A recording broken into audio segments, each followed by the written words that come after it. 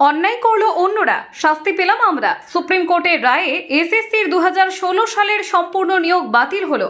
হাইকোর্টের রায় বহাল রেখে শীর্ষ আদালত জানিয়েছে নিয়োগে ব্যাপক দুর্নীতি হয়েছে, ফলে চাকরি হারালেন 25,753 জন শিক্ষক ও অশিক্ষক কর্মী। যারা অন্য সরকারি দফতর থেকে এসেছিলেন তারা পুরনো পদে ফিরতে পারবেন, তবে বাকিদের ভবিষ্যৎ অনিশ্চিত। এই রায়ের পর চাকরি হারানো প্রার্থীরা কান্নায় ভেঙে পড়েছেন। তাদের প্রশ্ন, 10 বছর আগে পরীক্ষা দিয়েছিলাম, তখন কিভাবে জানবো দুর্নীতি হয়েছে? অন্যরা অন্যায় করলো, শাস্তি পেলাম আমরা। সংসার, বাচ্চা, বৃদ্ধ মা বাবা নিয়ে কিভাবে চলবো?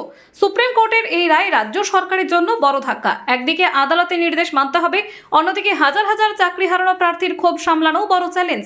এখন সবার নজর রাজ্য সরকারের পরবর্তী পদক্ষেপের দিকে। এসব বিজেপির সব লোক আমাদেরকে বলি দিয়ে আমাদের লাশের ওপরে এই রাজ্যের পালাবদল চাইছে। আবার প্রায় 3টে টার্মে টেনিওরে তৃণমূল কংগ্রেস ক্ষমতায় আছে, তাদেরকে সরিয়ে একটা নতুন রাজনৈতিক দল আবার ক্ষমতা পেতে চাইছে। তারপরে এনআরসি করব, সিএএ করব, মুসলিম ভাগাবো, নানা রকম ইস্যু সামনে আসবে। মোট কথা সিঙ্গুর নন্দীগ্রাম কাণ্ডকে হাতিয়ার করে যেমন তৃণমূল কংগ্রেস রাজ্যে ক্ষমতায় এসেছে, আমাদের লাশের ওপর, আমাদের এই চাকরিকে আমাদের উপর বিজেপি রাজ্যে ক্ষমতায় আসতে চাইছে। আর তার দোষর হয়েছে সিপিএম, ওই বিকাশ রঞ্জন ভট্টাচার্য।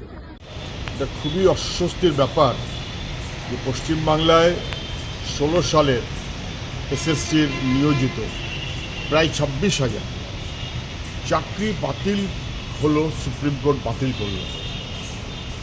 হাইকোর্ট এই অর্ডার দিয়েছিল এবং হাইকোর্ট যা বলেছিল, সুপ্রিম কোর্ট তাকে কার্যত মান্যতা দিয়ে বলল যে এটা এমন ধরনের অপরাধ হয়েছে, দুর্নীতি এত ভয়াবহ এবং গোটা নিয়োগ প্রক্রিয়াকে যেভাবে কলুষিত করা হয়েছে, এটা রিপেয়ার করার মতন কোনো সুযোগ নেই। 1 বছর সময় পেয়েছিল আমাদের রাজ্যের সরকার যে কারা যোগ্য কারা যোগ্য না তা স্পষ্ট করবে।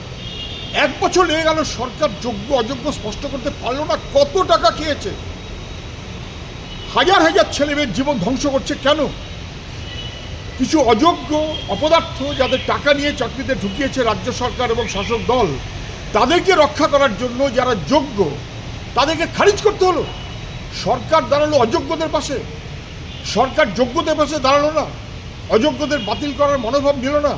সরকারের অপদার্থতা, তার জন্য এই সমস্ত চাকরি প্রার্থীরা, চাকরিজীবীরা কার্যত তারা বাতিল হয়ে গেল। 3,000, 4,000, 5,000, 6,000 তাদের খারিজ করাটা উচিত ছিল, সরকার করলো না বলে আজকে সুপ্রিম কোর্টে আমাদের রাজ্যের মুখ খুলল। শুধু না, আমাদের ছেলে মেয়েগুলো তাদের কী হবে, তাদের টাকা ফেরত দিতে বলেছে।